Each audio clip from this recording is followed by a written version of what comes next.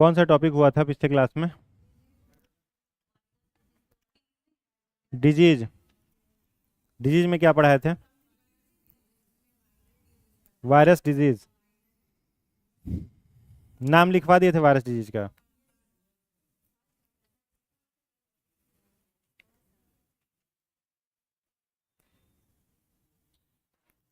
पहला डिजीज कौन सा था? उसी से शुरू करते हैं क्या?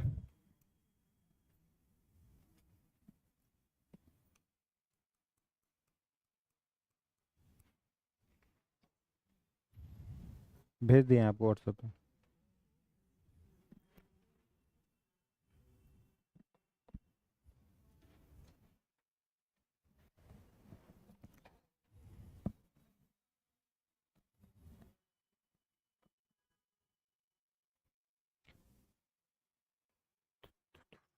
इसमें लिखिएगा कुछ पॉइंट। डिजीज टर्म्स के आधार पर, टाइम ड्यूरेशन के आधार पर कितने तरह के होते हैं? दो तरह के। पहला क्या लिखवाए थे? शॉर्ट टर्म डिजीज को क्या बोलते हैं? शॉर्ट टर्म डिजीज को, कॉपी नहीं देखना है, कॉपी नहीं देखना है। शॉर्ट टर्म डिजीज को एक्यूट क्या बोलते हैं? एक्यूट। लॉन्ग टर्म डिजीज को क्रॉनिक। कॉपी। हाँ, ठीक है। एड्स कैसा डिजीज है? कम्युनिकेबल कि नॉन कम्युनिकेबल? कम्युनिकेबल है। लिखिएगा।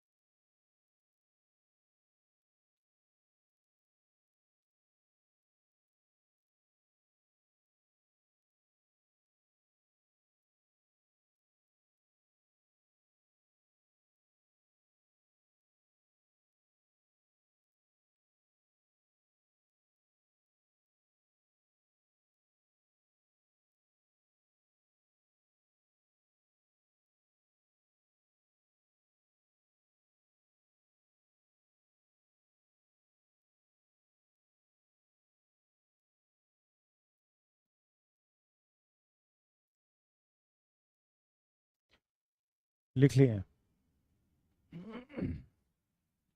लिख लिए? देखिए इसमें क्या क्या लिखा हुआ है। सबसे पहले एड्स का डेफिनेशन लिखा, फुल फॉर्म लिखा हुआ है, एक्वायर्ड इम्यूनो डिफिशियंसी सिंड्रोम। ठीक है, एक्वायर्ड इम्यूनो डिफिशियंसी सिंड्रोम।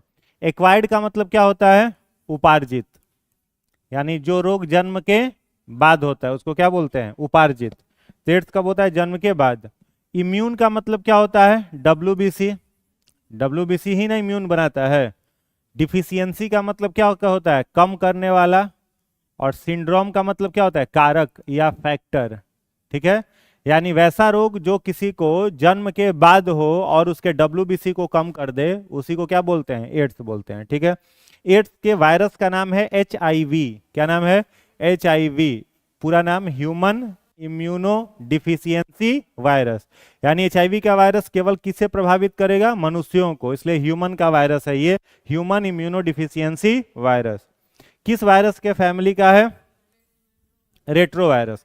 तो जैसे ही देखोगे कि रेट्रो वायरस फैमिली का है, तुरंत समझ में आ जाएगा कि इसका अनुवांशिक पदार्थ क्या होगा? अनुवांशिक पदार्थ क्या होगा? RNA। ठीक है, रेट्रो वायरस का जेनेटिक मटेरियल क्या होता है? RNA होता है। तो HIV का भी जेनेटिक मटेरियल RNA होगा। एड्स का पहचान सबसे पहले किसने किया था? CDC ने। CDC कहाँ की संस्था है? अमेरिका की। कहाँ का है? अमेरिका का ऑर्गेनाइजेशन है। ठीक है, इसने सबसे पहले एड्स का पहचान किया था। CDC मतलब centre for disease control and prevention. कब किया था? 1981 में। इसका लक्षण क्या है? वीक इम्यून, इम्यून सिस्टम शरीर का क्या होगा? कमजोर हो जाएगा। वीक T लिम्फोसाइट्स, WBC पढ़ाए थे तो उसमें लिम्फोसाइट्स का हमने जिक्र किया था। WBC में 5 पार्ट होता है ना। एक होता है ग्रेन्युलर में 3 पार्ट और नॉन ग्रेन्युलर में 2 पार्ट। तो ये नॉन ग्रेन्युलर पार्ट है, इसका काम है बीमारियों से रक्षा करना। तो T लिम्फोसाइट्स को ये नष्ट कर देता है। WBC क्या है? सेल है कि टिश्यू है। उस टिश्यू के किस सेल को डैमेज करेगा? T लिम्फोसाइट्स को। ठीक है, और क्या होगा? Blood vision. ब्लड विजन मतलब धुंधला दिखाई देना शुरू हो जाएगा, आंखों से साफ दिखेगा नहीं। ठीक है, ब्लड दिखेगा। ब्रीथ यानी सांस लेने में, और वेट दोनों क्या होगा? घटेगा। ठीक है, वेट भी घटेगा और सांस लेने में दिक्कत होनी शुरू हो जाएगी। एड्स के कितने जांच हैं? 3 जांच है। पहला जांच का नाम है एलिसा टेस्ट होता है, दूसरा जांच PCR और तीसरा वेस्टर्न ब्लॉट। ठीक है, एलिसा, PCR और वेस्टर्न ब्लॉट। एलिसा मतलब इंजाइम लिंक्ड इम्यूनोजॉर्बेंट ऐसे, PCR पॉलीमरेज चेन रिएक्शन, और वेस्टर्न ब्लॉट ही है, पश्चिमी बोला जाता है इसको कुछ, वेस्टर्न ब्लॉट ही याद रखो। एड्स फैलता है किन किन चीजों से?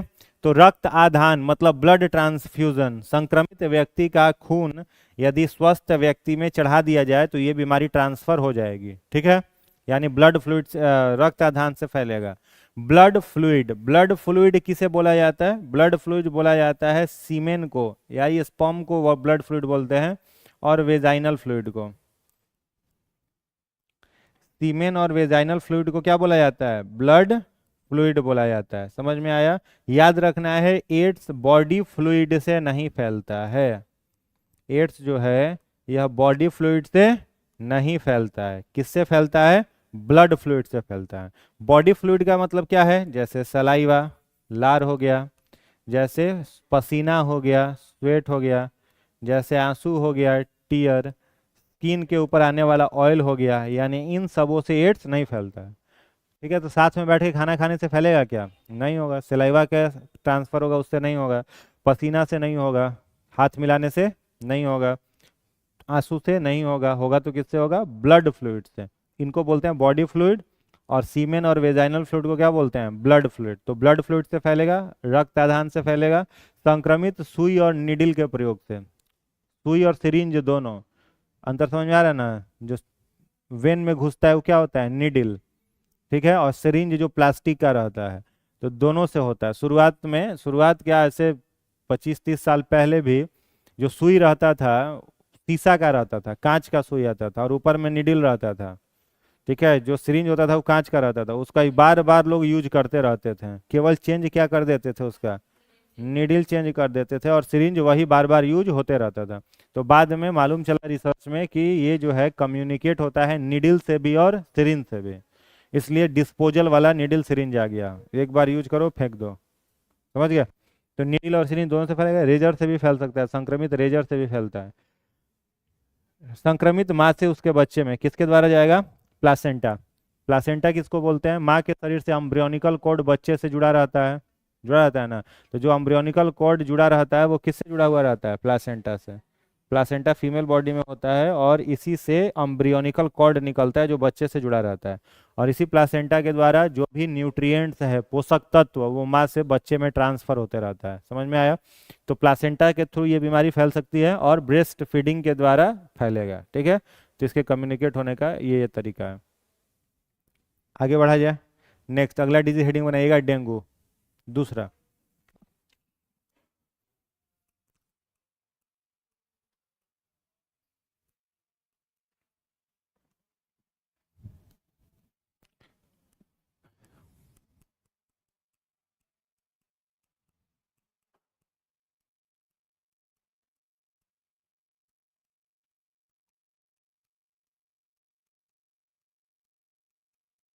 यह फैलवी राइबो वायरस से होता है।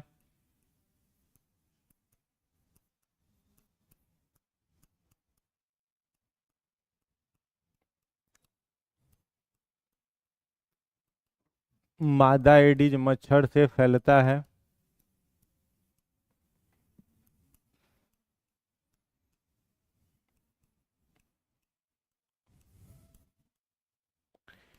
इसे बोन ब्रेक फीवर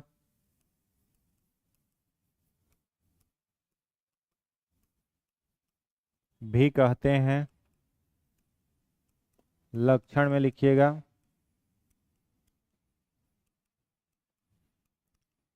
लो platelets, joint pain, fever, headache etcetera.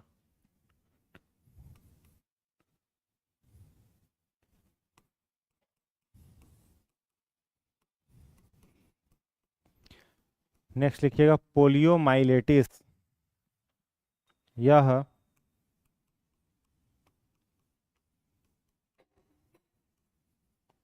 Polio virus से होता है। प्रभावित अंग में लिखिएगा सीएनएस, आंत,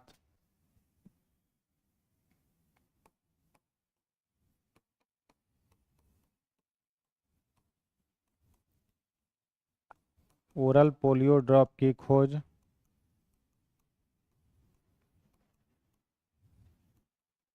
एल्बर्ट सेबिन ने किया था।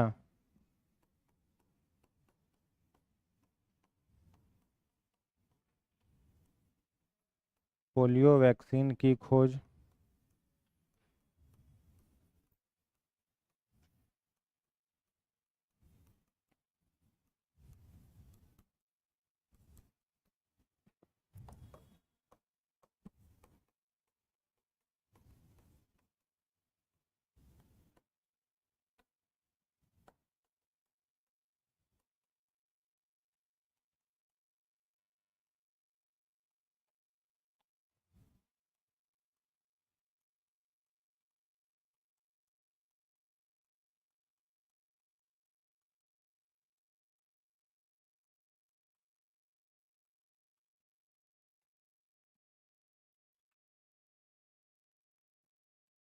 लिख लिए।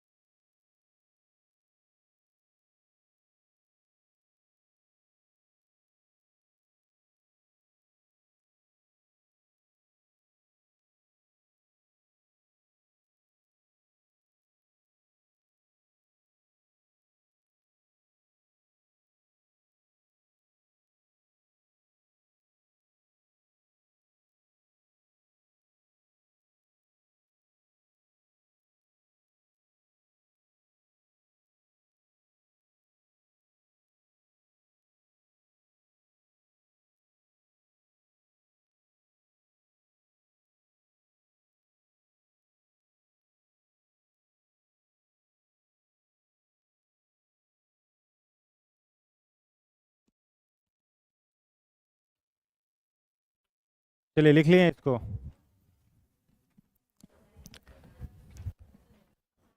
देखिए फर्स्ट पॉइंट इसमें है डेंगू के बारे में।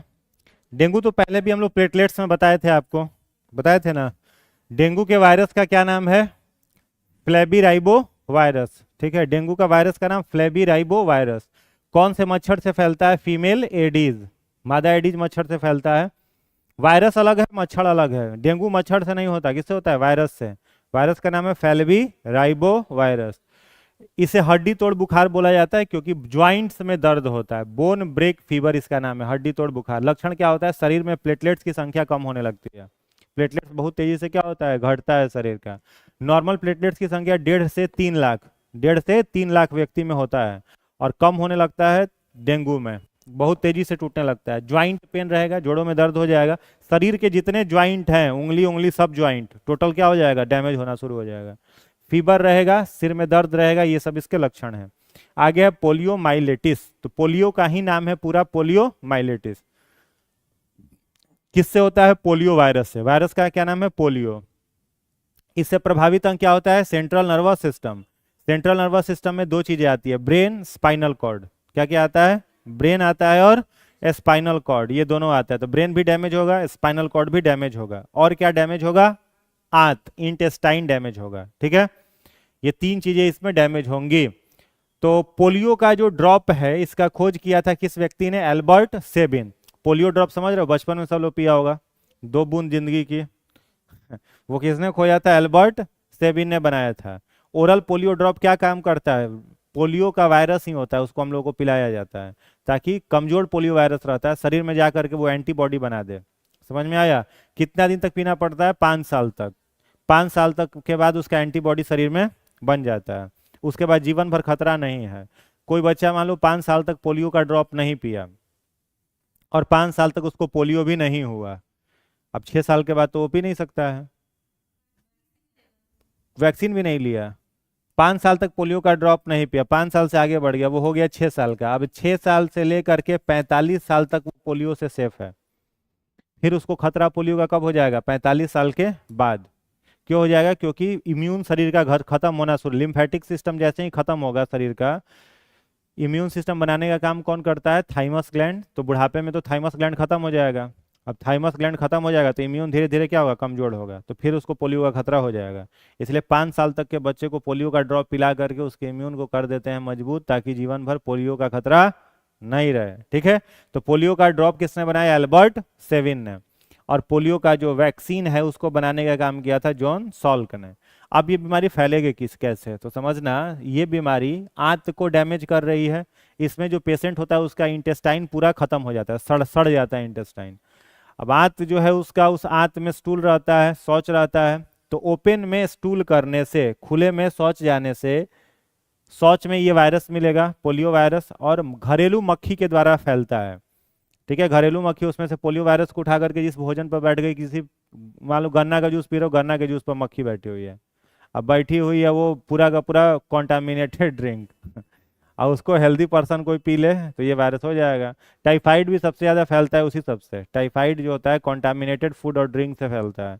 तो ये बीमारी उस तरीके से फैलता है। कब फैलेगा? 1 दिन से लेके 5 साल तक के बच्चे को, या फिर 45 साल के। सिर्फ पानी से नहीं, भोजन से भी। सिर्फ पानी से होने वाला हैजा है, केवल पानी, खराब पानी से हैजा होता है। टाइफाइड भोजन से भी, पानी से भी। दूषित, दूषित भोजन और दूषित पानी दोनों से होता है। ठीक है, याद रहेगा। तो पोलियो मुक्त बनाने भारत का टारगेट कब का लिया गया? 2025 का। भारत को पोलियो मुक्त बनाने का टारगेट कब का है? 2025। और भारत तब तक पोलियो मुक्त नहीं हो सकता है जब तक पूरा भारत ओडीएफ ना हो जाए। क्या नहीं हो जाए? ओडीएफ, ओपन डेफिकेशन फ्री, खुले में शौच मुक्त भारत। इसीलिए भारत सरकार बहुत तेजी से क्या काम कर रहा है? हर घर शौचालय, हर घर शौचालय योजना, सबको पैसा दे करके क्या बनवाया जा रहा है? शौचालय बनवाया जा रहा है।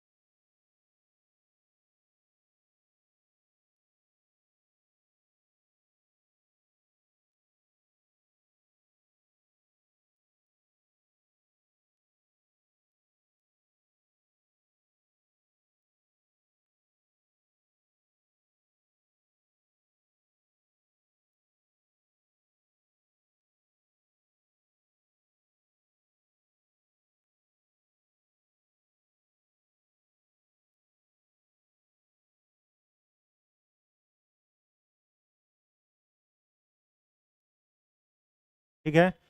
इन्फ्लुएंजा डिजीज कौन से वायरस से होता है? Influenza virus. Influenza disease influenza virus से होता है। और इन्फ्लुएंजा भी किस वायरस के फैमिली का है? रेट्रोवायरस। तो इसका भी जेनेटिक मटेरियल क्या होगा? आरएनए। ठीक ना। इसके दो स्ट्रेन है, स्ट्रेन का मतलब प्रजाति। जैसे कोरोना का इलाज क्यों नहीं मिल रहा था? उसका स्ट्रेन बदल रहा था इसीलिए ना। सबसे पहले अल्फा वेरिएंट आया, फिर डेल्टा वेरिएंट, ओमेगा वेरिएंट, सबसे लास्ट वेरिएंट कौन सा था? ओमिक्रॉन। क्या नाम था? ओमिक्रॉन। तो बार बार स्ट्रेन बदल जा रहा था तो दवा बन ही नहीं पा रहा था। वैसे ही इन्फ्लुएंजा के दो स्ट्रेन हैं। एक स्ट्रेन है H1N1। H1N1 से कौन सा बीमारी होता है? Swine flu. स्वाइन फ्लू को पिग इन्फ्लुएंजा भी कहते हैं। फैलता है किस चीज़ से? संक्रमित सुअर से। जो व्यक्ति सुअर का मांस खाता है, सुअर के संपर्क में रहता है, सुअर पालता वगैरह है, उसको ये बीमारी होता है। दूसरा कौन सा है? Bird flu. बर्ड फ्लू किससे होता है? H5N1। ये किससे होता है? संक्रमित पक्षियों से। तो बर्ड फ्लू वगैरह फैलता है तो गवर्नमेंट क्या काम करता है? सारे पक्षियों को गड्ढा खोद के डाल के गड्ढा बंद करवा देता है। एक बार में कौवा कबूतर जितना मिल गया सबको मरवा देगा। ठीक है, नहीं तो फैलता है बीमारी बहुत तेजी से। मुर्गा मुर्गी उस समय खाओगे जिस समय बर्ड फ्लू फैलता है, उस समय इसका संक्रमण बहुत तेजी से होता है। और हो गया तो इतना ज्यादा इन्फेक्शन फैला रहता है कि बचना मुश्किल हो जाता है। इसमें होगा क्या? आंख लाल हो जाएगा, डायरिया शुरू हो जाएगा। डायरिया मतलब उल्टी रुकेगा ही नहीं। ठीक है, एब्डोमिनल पेन होगा, हाई फीवर रहेगा, विकेट गिर जाएगा। तो इतना सब इसका क्या है? लक्षण है। इसीलिए इस समय मुर्गा मुर्गी नहीं खाना चाहिए। किस समय? बर्ड फ्लू के टाइम पर। तो मुर्गा मुर्गी बर्ड्स में रहता है, पक्षियों में रहता है, समझ गए? पक्षियों का कच्चा अंडा खाने से या फिर मांस खाने से हो जाएगा। मांस को अगर 73 डिग्री सेल्सियस पर गर्म कर दिए, माने कुकर में डाल के 4 सीटी मरवा दिए, फिर खाओगे तो दिक्कत नहीं है। लेकिन खरीदने जाओगे तभी ना हो जाएगा। खरीदने जाओगे मुर्गा छींक देगा वहीं पर। खरीदने गए, मुर्गा छींक दिया तो मुर्गा से वायरस निकला, घुस गया हम लोगों में जो खरीदने गया। तो संक्रमण उसके संपर्क में जाते ही हो जाता है। खाने का तो बारी दूर में, मतलब कोई लाया बना उना करके दूर से दे के चल गया, आप खा लिए तब बच जाओ, कोई दिक्कत नहीं है। लेकिन खरीदने जाओगे, उसके कांटेक्ट में आओगे, बस तब दिक्कत है। उसके बाद है चेचक। ठीक है, तो चेचक जो है इसका इसके वायरस का नाम है वेरिसेला जोस्टर वायरस। चेचक का और छोटी माता स्मॉल पॉक्स दोनों का लक्षण एक ही है, इसलिए नहीं लिखवाया है। दोनों का लक्षण एक ही है। थोड़ा सा लक्षण में अंतर ये होता है कि चेचक में घाव बड़ा बनता है, छोटी माता में घाव छोटा बनता है। लेकिन घाव दोनों में बनता है, पूरे शरीर पर बनता है। पूरे शरीर पर ही बनता है घाव। घाव में खुजली रहता है, जलन रहता है, लाल रंग का हो जाता है। 7-8 दिन में ऑटोमेटिक शरीर इसको रिकवर कर लेता है। तो इसके लिए इसका कोई परफेक्ट दवा है नहीं, एक वैक्सीन है इसका। लिखिएगा एक पॉइंट इसमें, छोटी मात्रा में लिखिएगा। इसका टीका, इसका टीका Edward Jenner, EDWARD, EDWARD, Edward Jenner, JENNER, Edward Jenner ने बनाया था। इसका टीका एडवर्ड जेनर ने बनाया था। ठीक है, इसका वैक्सीन है। पूरे जीवन भर में लगभग एक बार होता है लोगों को, सबको हो जाता है एक बार। और एक बार हो गया तो उसका एंटीबॉडी शरीर में बन जाता है, फिर दोबारा नहीं होता है। या कई बार रिपीट किया तो 2 बार हो गया, 2 बार हो गया, तिबारा नहीं होगा। मतलब जिसका इम्यून थोड़ा कमजोर उमजोर है ना, बार बार नहीं, 2 बार मैक्सिमम। हाँ, 2 बार के बाद शरीर में इसका इम्यून मजबूत हो जाता है, फिर नहीं होता है संक्रमण। ज्यादा बच्चा सबको होता है, बच्चा को ज्यादा होता है। हाँ, लिखा तो है वायरस का नाम। फैलता है एयरबॉर्न ड्रॉपलेट से। जैसे संक्रमित व्यक्ति है तो जिसको होता है उसको क्या बोला जाता है कि तुम्हारे पर माता जी आ गई हैं, कहते हैं ना। माता जी इसलिए बोला जाता है कि उस पेशेंट के नजदीक में कोई नहीं रहेगा। अब माता जी बेड पर सोई हुई है तो आप जाके नहीं ना सो जाइएगा, है कि नहीं? बता रहे, माता जी बेड पर रहेंगी तो आप तो रहिएगा नहीं। साफ सफाई का ध्यान रखिएगा, घर पूरा साफ रहेगा। घर क्यों किया जाता है साफ? ताकि इन्फेक्शन कम फैले। नीम में एंटीबैक्टीरियल प्रॉपर्टी है तो नीम का यूज किया जाता है। हल्दी तेल बंद कर दिया जाता है। हल्दी तेल सब कुकर में छौंक रहे हैं, मॉइस्चर घर में ज़्यादा फैल गया, नमी, और नमी फैला तो वायरस और तेजी से फैलेगा। इसलिए वो सब छौंक वोंक वाला मामला बंद कर दिया जाता है, सादा खाना खाया जाता है। नमक शायद, पता नहीं हमको, अनुभव नमक नहीं जो होता है। नमक होता है, तेल वगैरह नहीं खाता। तो इस पे बना दिया गया कॉन्सेप्ट क्या, माता जी आएगी, ताकि लोग पेशेंट से, रोगी से दूर रहे, रोगी के नजदीक नहीं जाए, बस इसलिए। या तो कितनों समझाएगा, अब किसी को हुआ है तो भाई मेंबर है वो परिवार का, तो कैसे उससे लोग दूर रहेगा, सब लोग उसके पास जाएगा। तो लोगों ने, हाँ तो लोगों ने समझा दिया इसको कैसे, कि रोगी से दूरी बना करके रहिए, उसके संपर्क में नहीं रहिए। जिस बेड पर वो सोया हुआ है, मान लो उस बेड पर सोया हो तो बेडशीट पर उसके घाव का वायरस है, और उस बेड पर जाकर कोई अगर बैठ गया तो उसको हो जाएगा। उसका यूज किया हुआ तौलिया यूज कर लिया, रुमाल यूज कर लिया, तो हो जाएगा। इसलिए उसका यूज किया हुआ कोई भी वस्तु यूज नहीं करे, उससे दूरी बना करके रहे। तो हवा का संक्रमण, एयरबॉर्न ड्रॉपलेट समझ रहे हो ना, जैसे छींक रहा है तो नाक से ड्रॉपलेट निकला, उससे फैलता है। खांसी कर रहा है तो मुंह से जो छोटी छोटी बूंदें निकलती हैं, ड्रॉप्स निकलता है, उससे फैलेगा। तो एयरबॉर्न ड्रॉपलेट मतलब नाक से और माउथ से निकलने वाले ड्रॉप्स, और फिर संक्रमित वस्तुओं के प्रयोग से, दो चीजों से फैलता है। छोटी माता किससे होगा, कौन से वायरस से, वेरियोला वायरस। खाली वायरस अलग है, बाद बाकी फैलने का तरीका, लक्षण एक ही है, ठीक ना। चलिए नेक्स्ट लिखिएगा। उसके बाद क्या है, गलसुआ। गलसुआ पहले लिखवा चुके हैं, फिर लिखवाएं, लिखवाएं कि नहीं बताओ। थायराइड वाला में, पाचन तंत्र में लिखवाए हैं। पाचन तंत्र में लार ग्रंथि पढ़ाए थे, लार ग्रंथि में पैरोटिड ग्रंथि पढ़ाए थे। पैरोटिड ग्रंथि में देखो है, वहां लिखा हो, फिर लिखा दे, लिख लो, मन करेगा वो, कहोगे कि नहीं लिखवाए। मम्स, MUMPS, मम्स लिखिएगा। यह पारामिक्सो वायरस, PARAMYXO,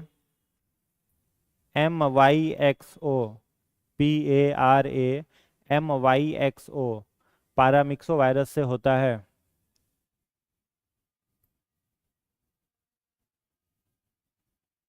नेक्स्ट पॉइंट, इसमें क्या खोज रहे हैं आप, इसमें कहाँ कुछ है, बोल के लिखा रहे हैं, लिखा हुआ थोड़े है। यह पारामिक्सो वायरस से होता है। दूसरा पॉइंट लिखेगा, यह पैरोटिड, PAROTID, PAROTID, पैरोटिड ग्रंथि को प्रभावित करता है, पैरोटिड ग्रंथि को प्रभावित करता है।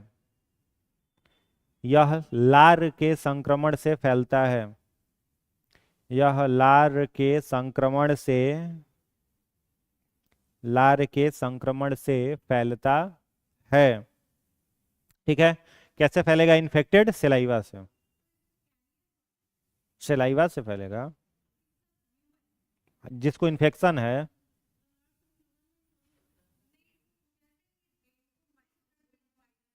सारे मच्छर में नहीं रहता।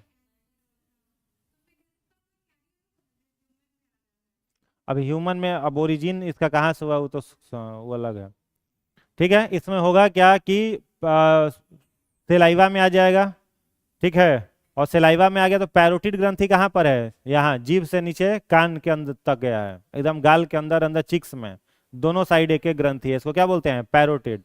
इसी में सूजन आ जाता है, पैरोटिड ग्रंथि पुआ जैसन फूल जाएगा इतना। अब भोजन निगलोगे तो दर्द करेगा, पानी पियोगे निगलोगे उसको दर्द करेगा, ठीक है। कुछ भी निगलने में दर्द करेगा, और गले में सूजन आने लगेगा।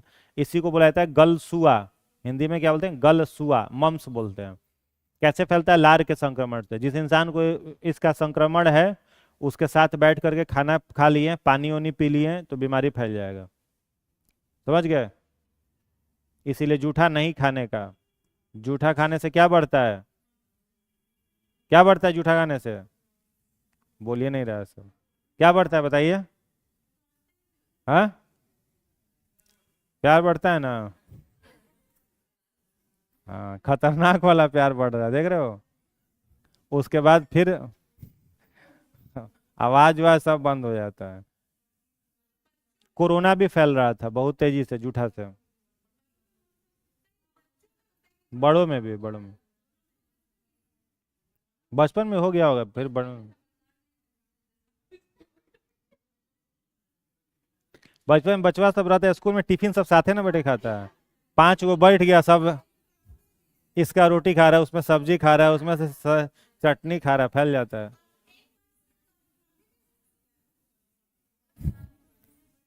बहुत दर्द रहता है गला में।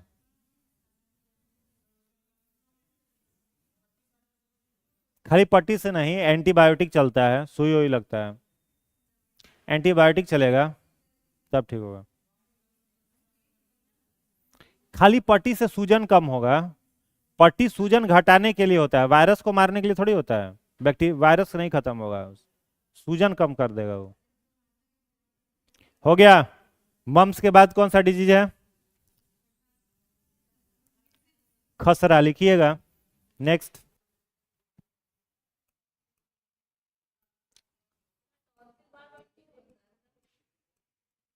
टॉन्सिल एक वो अलग बीमारी ही है। अब डिपेंड करता है कि बॉडी किस चीज से एलर्जी हो जा रहा है बॉडी को। सबका अलग अलग कारण है, किसी को केवल ठंडा पानी पी लेगा तो टॉन्सिल हो जाएगा। किसी किसी को कुछ ऐसा भोजन खा लेगा मसाला वसाला वाला, उससे टॉन्सिल बढ़ जाएगा।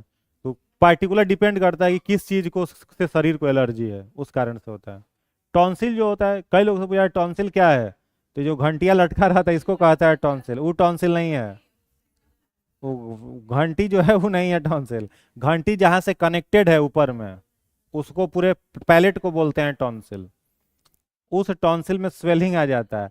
ये घंटी है, ये घंटी नहीं बढ़ जाता है, मैं सोच रहा है घंटी बढ़ गया तो टॉन्सिल हो गया। घंटी के साइज नॉर्मल रहता है, रेड हो जाएगा बस।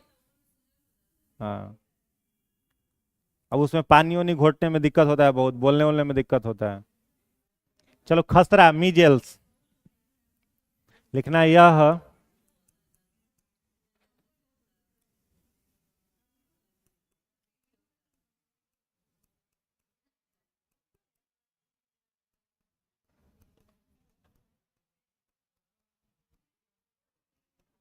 रूबेला वायरस से होता है। एयरबॉर्न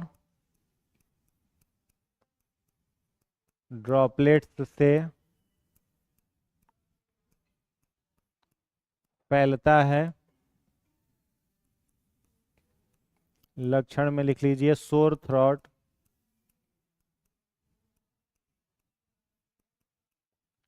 कफिंग,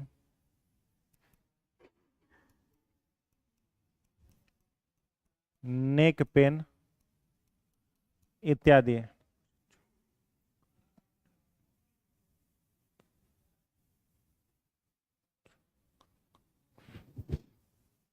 उसके बाद लिखिएगा ट्रेकोमा।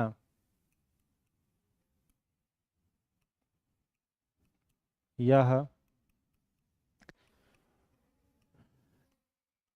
ट्रेकोमा वायरस से होता है। इसमें आंखें लाल हो जाती हैं तथा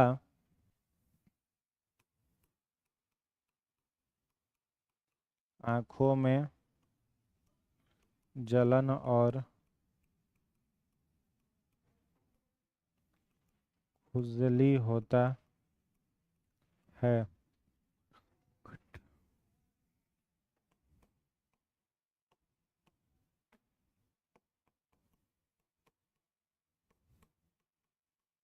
नेक्स्ट लिखिएगा हिपेटाइटिस। यह लीवर के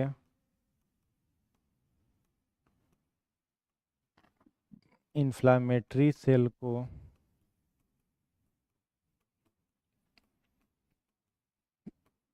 प्रभावित करता है।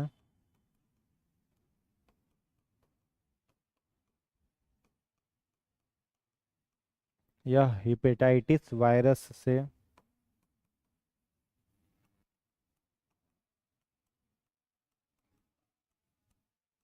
होता है।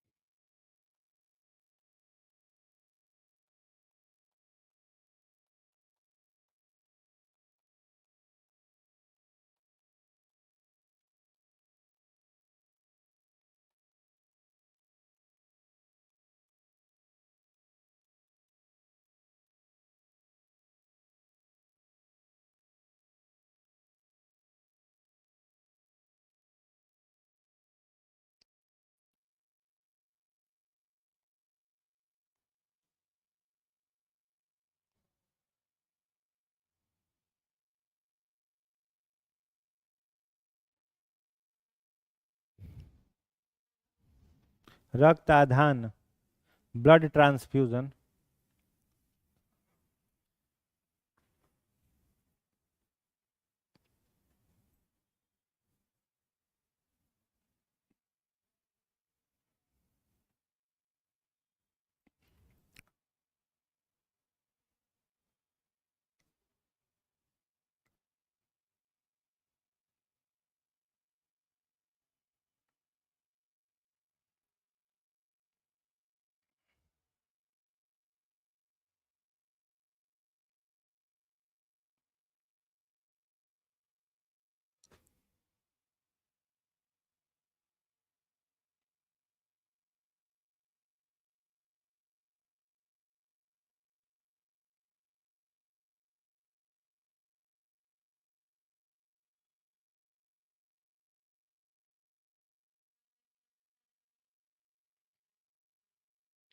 रेजर तथा सुई।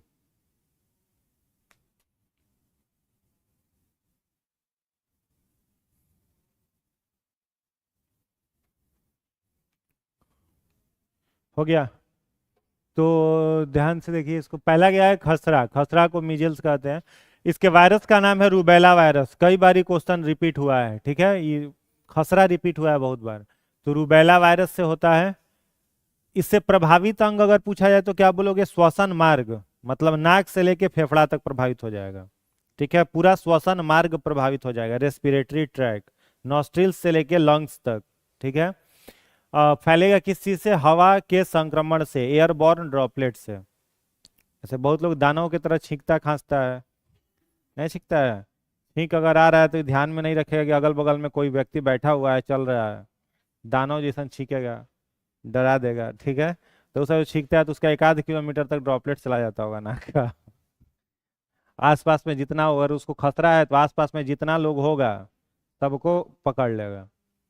समझ में आ रहा है। तो जो छींक हो गया उसको बिना एक चटकन लोल पर तुरंत, जो दानव जैसा छींक है तुरंत एक चटकन उसको देना चाहिए। छींकने का तरीका है ना जी, या तो रुमाल निकाल के छींको, रुमाल नहीं है तो हाथ का यूज करो। ठीक है, रुमाल नहीं है तो हाथ का यूज करो, हाथ ऐसे करके छींक लो। हाथ का भी यूज नहीं करने का मतलब बैग के चैन खोल को में छींक लो, फिर चैन बंद करके वायरस को घरे ले जाओ अपने। सड़क उड़क पर नहीं छोड़ना चाहिए, है ना, बाकी लोग इससे संक्रमित हो जाता है। इसमें होता क्या है, सोर थ्रॉट। सोर थ्रॉट माने गले में खसखसाहट, नहीं बार बार लोग करते करते रहता है, खसरा उसी को बोलते हैं। गला में क्या होगा, खसखसाहट, सोर थ्रॉट।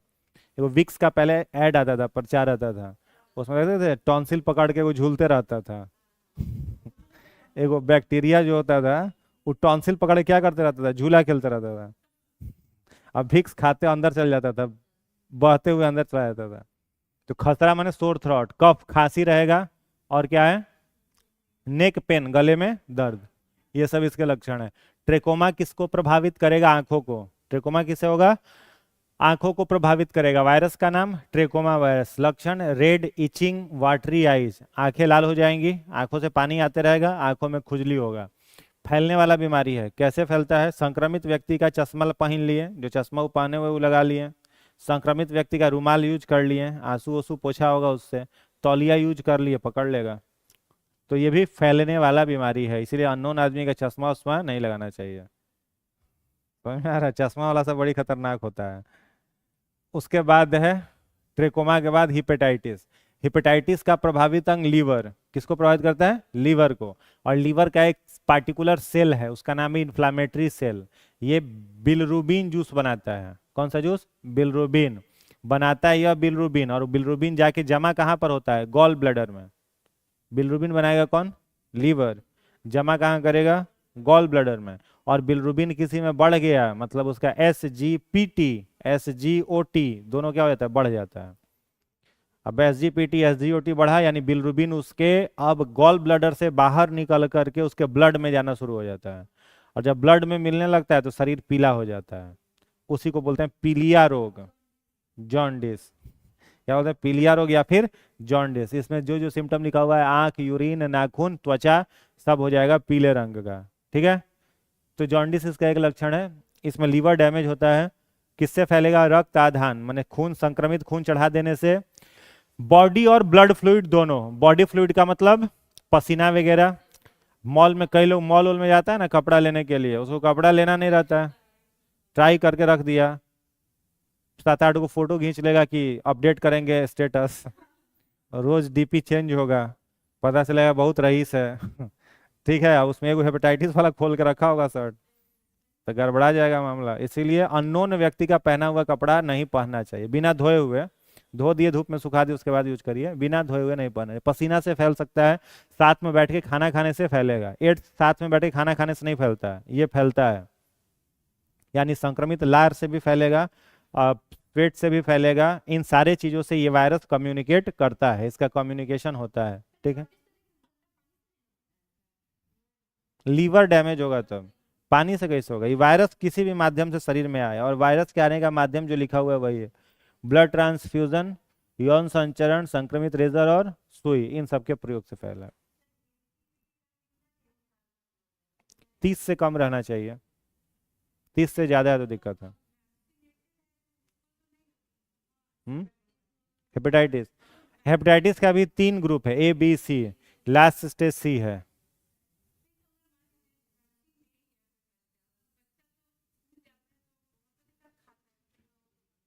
वैक्सीन ले लिया तो सेफ है, हाँ, इसीलिए तो वैक्सीन इंपॉर्टेंट है इसका, लगभग करते हैं, हेपेटाइटिस बी का वैक्सीन सब निःशुल्क लगता है, सरकारी में सब निःशुल्क लगता है। और बाकी है इसमें, अब कौन सा है, हाँ इसको खत्म करते हैं फटाक से। अब क्या है, मेनिंजाइटिस लिखिए, मेनिंजाइटिस भी पहले लिखा चुके हैं।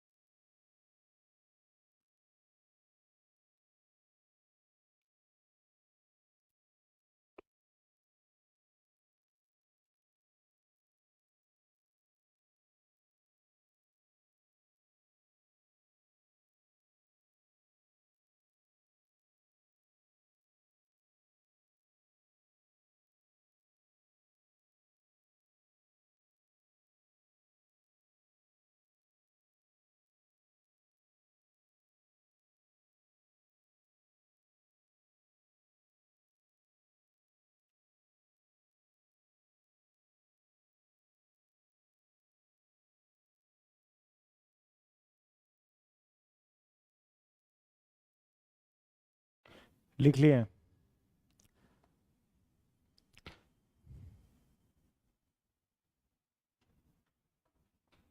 हो गया। मेनिंजाइटिस के वायरस का क्या नाम है? Intero virus. ठीक है, प्रभावित किसे करेगा? मेनिंजीज को। मेनिंजीज कहाँ पाया जाता है? मस्तिष्क में, क्रैनियम और ब्रेन के बीच में। मेनिंजीज में कितना झिल्ली होता है? 3। बाहरी झिल्ली का नाम ड्यूरामेटर, मध्य झिल्ली का नाम आर्किनोइड, आंतरिक झिल्ली का नाम पियामेटर। इन तीनों में सूजन आ जाता है, उसी को बोलते हैं मेनिंजाइटिस। ठीक है, लक्षण है मेनिंजीज में सूजन, कोमा में चला जाएगा पेशेंट, मेमोरी लॉस हो जाएगा, फीवर और हेडेक। हर्पीज डिजीज जो है यह किससे होता है? वायरस से। हर्पीज वायरस इसका नाम है। वायरस से होने वाला सूखी खुजली का बीमारी केवल हर्पीज है। इसको छोड़ के बाद बाकी सारा खुजली किससे होता है? फंजाई से। ठीक है, वायरस से खुजली होता है कौन सा? हर्पीज। बहुत खतरनाक बीमारी है, ज्यादातर बैक साइड में, पीठ के साइड में होता है। ठीक है, त्वचा में क्या होती है? सूखी खुजली, ड्राई इचिंग इसमें होता है। उसके बाद है रेबीज। रेबीज के वायरस का नाम रेबडो वायरस। वायरस का क्या नाम है? Rhabdo virus, rabies. इसको क्या बोलते हैं? हाइड्रोफोबिया। रेबीज का दूसरा नाम हाइड्रोफोबिया। हाइड्रो माने पानी, फोबिया माने डर, पानी से डर लगेगा। इसमें रोगी जो होगा वो पानी पिएगा नहीं, प्यास लगा रहेगा फिर भी नहीं पानी पिएगा, जबरदस्ती पानी चढ़ाया जाता है उसके शरीर में, मैंने डायरेक्ट छेद करके ट्यूब घुसा के स्टमक में पानी दिया जाता है। ठीक है, तो पानी से उसको क्या लगेगा? डर लगेगा, वो पानी पी नहीं पाएगा। उसमें सारा लक्षण धीरे धीरे कुत्ता वाला आने लगेगा, बोलेगा भी तो कुत्ता ऐसा, चले बोलेगा कुत्ता ऐसा, सारा पूरा धीरे धीरे वो जो जानवर काटा, कुत्ता काटा है तो कुत्ते जैसा, बिल्ली काटा है बिल्ली जैसा, बंदर काटा है बंदर जैसा, जो काटा है उस जंतु के जैसा उसका लक्षण बदलना शुरू हो जाता है। समझ में आ गया? लास्टली डेड हो जाता है। सीएनएस नहीं, चमगादड़ से उड़ेगा नहीं। लास्टली क्या हो जाता है? मर जाएगा। क्यों मर जाएगा? क्योंकि सीएनएस इसका क्या हो जाएगा? सीएनएस क्या हो जाएगा? डैमेज हो जाएगा। ब्रेन पूरा खत्म कर देगा वायरस, पूरा ब्रेन काम करने लायक नहीं रहेगा, सड़ा उड़ा देगा दिमाग को। और स्पाइनल कॉर्ड जो होगा वो भी डैमेज हो जाएगा। इसलिए कुत्ता होता काटता है तो 5 को सुई तुरंते जाकर के ले लेना चाहिए। पूछना तुरंते नहीं, मतलब 1 महीना में 5 को सुई जो लगता है वो ले लेना है। कुत्ता नहीं भी काटता है, अगर रेडनेस भी आ जाता है ना, मतलब मुंह से पकड़ा उतना दूर लाल हो गया, फिर भी 5 सुई डॉक्टर देता है। लाइलाज बीमारी है, रेबीज का कोई इलाज नहीं है। रेबीज का लक्षण अगर मिल गया फिर कोई इलाज इसका नहीं है। हाँ, तो सलाइवा में ही आता है रेबीज का वायरस। इसलिए कुत्ता होता काटता है ना तो कई लोग उसको एंटीसेप्टिक से धो देता है। एंटीसेप्टिक से नहीं धोना चाहिए। अब एंटीसेप्टिक से धो रहे तो चिपड़ा गया उसी में वायरस। झाग वाले साबुन से धोना चाहिए। डेटॉल साबुन से धो, सेवलॉन साबुन से धो, ये सब साबुन से धोगे तो क्या होगा? उसका लार ज्यादा से ज्यादा वायरस निकल जाएगा। और डेटॉल से लेकर पोंछ रहे हैं तो उसी में रह गया वायरस। तो झाग वाले साबुन से उसको जितना धो सकते हैं धो दीजिए। और तुरंत जाकर के पहले जो टेटवेक लगता है वो टेटवेक लेना, और उसके बाद फिर 5 को इंजेक्शन वैक्सीन इसका देना शुरू कर देता है। तो ये सब बहुत खतरनाक बीमारी है, बचने का उपचार इसमें नहीं रहता है। तो हाइड्रोफोबिया इसमें हो जाता है, पानी से डर लगने लगता है। इसलिए कुत्ता काटते हैं तो डॉक्टर कहता है कि कुत्ता को देखते रहिए, कुत्ता अगर मर गया तो आप भी नहीं बचिएगा। कुत्ता मर गया मतलब पक्का कुत्ते को रैबिज। अब रैबिज कुत्ते को है तो उसका भी तो सीएनएस खराब हो गया है, तभी ना वो घूम घूम के काट रहा है। कुत्ता पगला गया, पगलाया मतलब पागल कुत्ता काटा माने रैबिज वाला है। और नॉर्मल कुत्ता काट रहा है तो कोई दिक्कत नहीं है। पागल कुत्ता लेकिन फिर भी वैक्सीन 5 ले लेना है, अब वैक्सीन फिर भी लगेगा। लेकिन रैबिज वाला काट लेगा तो बड़ा दिक्कत है। पागल कुत्ता काटता है तो डॉक्टर वैक्सीन तो दे रहा है, एंटी रैबिज वैक्सीन, लेकिन फिर भी टेंशन में रहेगा वो। हाँ, हाँ, कुत्ते को साथ में इसलिए रखना है कि कुत्ता जितना है उसका पगलाएगा उतना इंसान के ऊपर इफेक्ट पड़ता जाएगा, एकदम कुत्ता वाला हाल हो जाएगा। इसलिए कुत्ता अगर दिखे पहले उसको कहिए महोदय पहले आप जाएं बाद में हम जाएंगे। ठीक है, पागल कुत्ता बहुत खतरनाक होता है। आप नॉर्मली जा रहे हैं दौड़ा देगा, आप उसको छेड़े भी नहीं है तब वो दौड़ा के काटेगा। बाइक से जा रहे हैं दौड़ा देगा, उसको बाइक पर बैठना नहीं रहता है तब वो दौड़ाता है। कार और वाला सबको दौड़ा देता है, कार में बैठना थोड़े रहता है उसको, तब वो उसको मजा आता है दौड़ाने में। चलो ठीक है, वायरस डिजीज खत्म, बैक्टीरियल डिजीज नेक्स्ट क्लास में, इसका प्रीवियस ईयर बना लीजिएगा एमसीक्यू।